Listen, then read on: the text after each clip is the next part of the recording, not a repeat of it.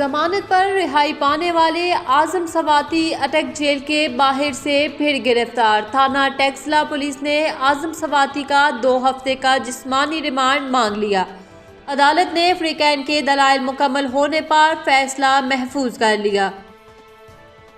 Condemned Israel's unrestrained military aggression in the Middle East, its genocidal actions against innocent civilians, and its illegal measures in occupied territories which are in violation of international law.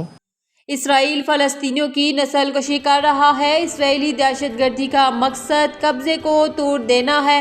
نائب وزیر اعظم اسحاق ڈار کی ایرانی وزیر خارجہ کے ساتھ press conference. ایرانی وزیر خارجہ نے کہا، مسئلہ فلسطین پر پاکستان کے مضبوط موقف کو سراہتے ہیں۔ دہشت گردی دونوں ملکوں کے لیے مشترکہ چیلنج ہے۔